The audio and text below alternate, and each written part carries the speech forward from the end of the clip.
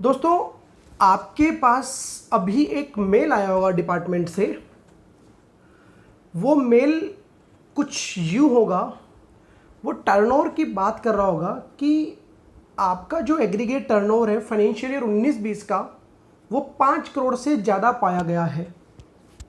Exact उसकी जो line होगी वो ये होगी, योर ऐसा मेल होगा। हालांकि आपको ये सीधा नहीं दिख पा रहा होगा क्योंकि I am recording with front camera. मैं आपको रीड करके बताता हूँ।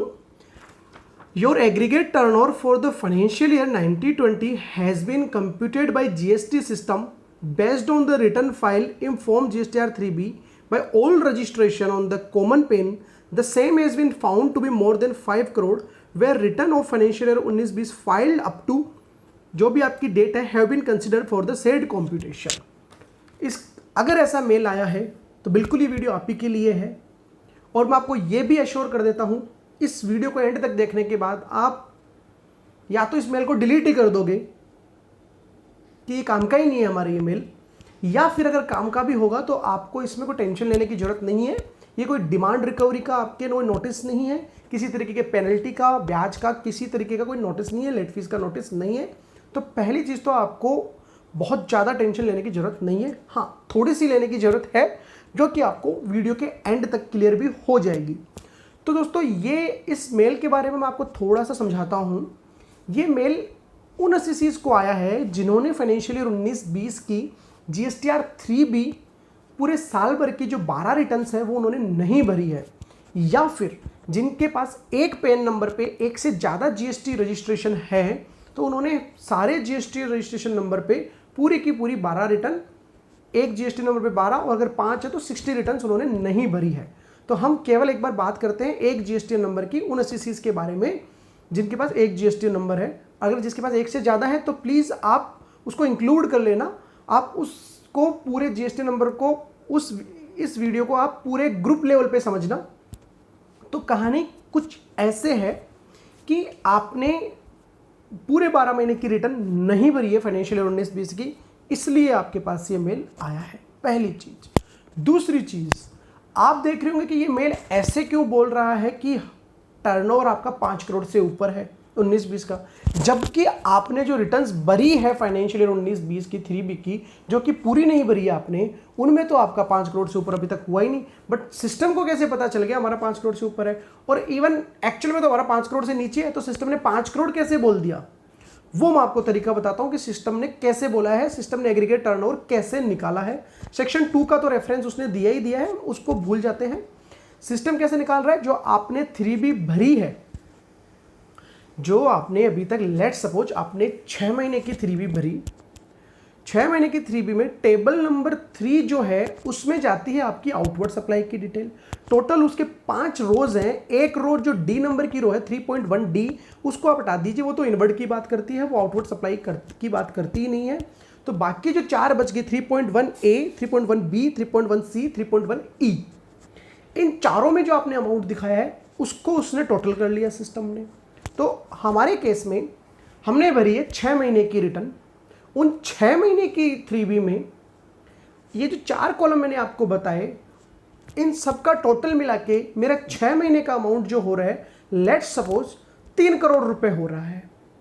ठीक है, आगे के 6 महीने में हो सकता है आपने काम पूरे 6 महीने में 1 करोड़ का ही किया हो, बट सिस्टम के हिसाब से सिस्टम बोल रहा है कि आपने 5 करोड़ से ज़्यादा का हमारे हिसाब से आपका टर्नओवर है। अब सिस्टम ने 5 करोड़ से ज़्यादा का कैसे कैलकुलेट किया? जो 3 करोड़ आपने टर्नओवर दिखाया है 6 महीने के लिए, तो इन्होंने पहले निकाला 1 महीने का टर्नओवर। वो कैसे निकाला? 3 करोड़ टोटल टर्नओवर जो अभी तक आपने 3B में दिखा दिया है, divided by number of 3Bs filed. तो टोटल टर्नओवर आपने कितना दिखा दिया? 3 करोड़। और जो 3B आपने फाइल करी है अभी तक, वो 6 3B आपने फाइल करी है, तो 3 करोड़ डिवाइडेड बाई 6, तो एक मंथ का एवरेज निकाल लिया इन्होंने 50 लाख रुपए। अब रिटर्न कितनी जानी है 3B की? 12 रिटर्न जानी है एक साल में, तो मल्टीप्लाई कर दिया 12 से, तो इनके कितना आ गया? 50 lakhs multiply by 12 equals to 6 crore. इस हिसाब से सिस्टम ने निकाल के दे दिया। हालांकि एक्चुअल में आपका हो सकता है कि नेक्स्ट 6 महीने में आपने 1 करोड़ का ही काम किया हो, तो टोटल आपका काम हुआ 4 करोड़ का, बट सिस्टम के हिसाब से ये आ गया 6 करोड़ रुपए। अब इससे क्या होगा, सिस्टम ने कैलकुलेट कर दिया, तो अब हम क्या करें भाई, सिस्टम ने 5 करोड़ बता रहा है बट हमारा तो 5 करोड़ है ही नहीं। तो दो केस, अगर आपका एक्चुअली में 5 करोड़ से ऊपर है, आपको लग रहा है कि सिस्टम ने 5 करोड़ से ऊपर सही कैलकुलेट किया और आपका 5 करोड़ से ऊपर भी है पूरे 12 महीनों का, तब तो आप इस मेल को डिलीट कर दीजिए, आप इस मेल को फाड़ के फेंक दीजिए, आर्काइव कर दीजिए, डिलीट कर दीजिए, ट्रेस में डाल दीजिए, जो आपको करना है कीजिए, आपको जवाब देने की बिल्कुल जरूरत नहीं है। लेकिन तो एक तरह के एसएससी की तो टेंशन खत्म हो गई इस मेल से। अब दूसरे तरह के एसएससी बच गए जिनका एक्चुअल में टर्नओवर 5 करोड़ से कम है। उनको क्या करना है, उनके लिए मेल क्यों जरूरी है देखना, नीचे तक पढ़ना क्यों जरूरी है, ये मेल भेज के गवर्नमेंट हमें क्या बता रही है, क्या करना चाहती है।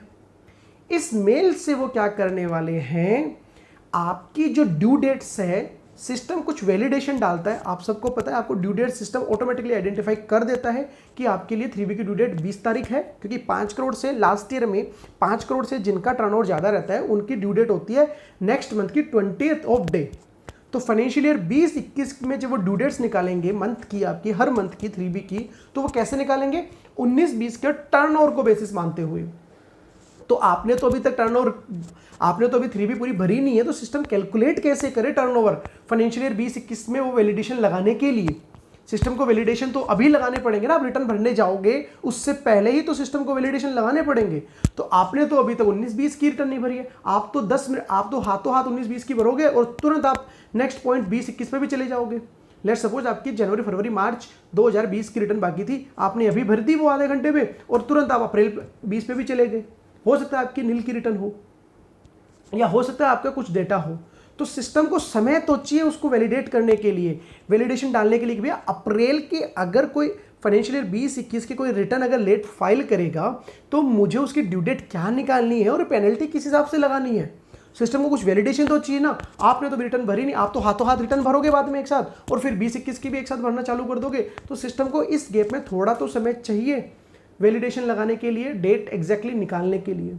तो ये रीज़न है कि अगर आपका 5 करोड़ से नीचे का टर्नओवर है बट सिस्टम के हिसाब से टर्नओवर 5 करोड़ से ऊपर का आ रहा है, तो आपको जवाब देना है उनको। उस मेल में ही नीचे एक टेबल दी हुई है, वो टेबल आपको फिलअप करनी है। बहुत ही आसान टेबल है, कुछ खास पूछा नहीं उन्होंने, बेसिकली टर्नओवर ही पूछा, आप ये मान के चलो, या फिर लास्ट 3B कौन सी पीरियड की फाइल करी थी। अगर आपको कुछ भी डाउट है कि कैसे वो टेबल फिल करनी है, कहाँ हमें लॉगिन करना है, तो आप कमेंट बॉक्स में हमारे साथ शेयर करें, हम डेफिनेटली आपकी हेल्प करेंगे।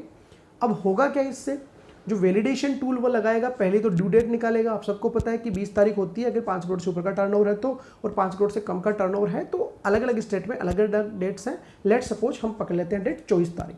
तो अगर आपका एक्चुअल में टर्नओवर 5 करोड़ से ऊपर है तब तो कोई टेंशन है ही नहीं, चाहे आप जवाब दो या जवाब मत दो। बट अगर आपका एक्चुअल में 5 करोड़ से कम है और आपने जवाब नहीं दिया तो सिस्टम 20 तारीख की ड्यू डेट पकड़ेगा, और अगर आपने 21 तारीख को रिटर्न फाइल करी तो आपसे लेट फीस लेगा। दूसरा, आपसे ब्याज की भी कैलकुलेशन उस हिसाब से होगी। बट अगर आपने जवाब दे दिया और बोल दिया कि भैया हमारा टर्नओवर 5 करोड़ से कम है, उस केस में सिस्टम आपकी जो ड्यू डेट स्टेट वाइज जो आपकी ड्यू डेट है 5 करोड़ से कम वाले एसएससीज के लिए, लेट्स सपोज 24 तारीख है, तो वो ड्यू डेट 24 तारीख की पकड़ेगा। आपकी लेट फीस भी अकॉर्डिंगली कैलकुलेट करेगा, आपका इंटरेस्ट भी अकॉर्डिंगली कैलकुलेट करेगा। तो अगर आपका टर्नओवर एक्चुअली में फाइनेंशियल ईयर 19-20 में 5 करोड़ से कम है तो आपको इस मेल का जवाब देना चाहिए। जी हाँ, आपको इस मेल का 100% जवाब देना चाहिए। अगर आपको डाउट है किसी भी तरीके का कि इसका जवाब कैसे दे, टेबल में हम चीज़ें कैसे भरें, कुछ गलती तो नहीं हो रही है, ग्रीवेंस पोर्टल कहाँ है, कैसे भरना है, तो प्लीज़ प्लीज़ प्लीज़ आप हमारे साथ कमेंट बॉक्स में शेयर करें अपनी क्वेरी। डेफिनेटली हम आपको बताएंगे कि, और एक वीडियो ही बना देंगे आपके लिए इस पर कि ऐसे ऐसे ग्रीवेंस पोर्टल है, यहाँ जाना है, ये डिटेल उन्हें फिल कर दिया और सबमिट कर देना है। उसके बाद आपको कुछ नहीं करना है। बट अगर 5 करोड़ से ऊपर का टर्नओवर है तो आप इस मेल को भूल सकते हैं। 5 करोड़ से नीचे का टर्नओवर है तो डेफिनेटली आपको जवाब देना चाहिए। अदरवाइज आपसे बिना बात के, आपकी जेब से बिना बात के ज़्यादा लेट फीस जा सकती है, ज़्यादा इंटरेस्ट जा सकता है। हाँ, बाद में हो सकता है कि हम, अगर हमने अभी जवाब नहीं दिया, ज़्यादा लेट फीस चली गई, ज़्यादा इंटरेस्ट सिस्टम ने कैलकुलेट कर दिया। एनीवेज सिस्टम इंटरेस्ट तो कैलकुलेट नहीं करेगा, बट लेट फीस आपसे ज़्यादा ले ली गई है तो बाद में हो सकता है कि हम रिफंड रूट में जाए कि हमारा टर्नओवर तो 5 करोड़ से कम ही था एंड ऑल।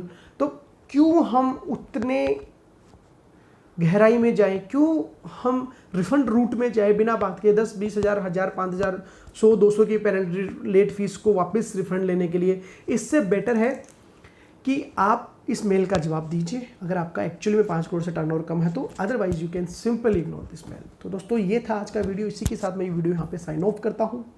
आई होप आपको ये वीडियो, ये जानकारी आपको पसंद आई होगी।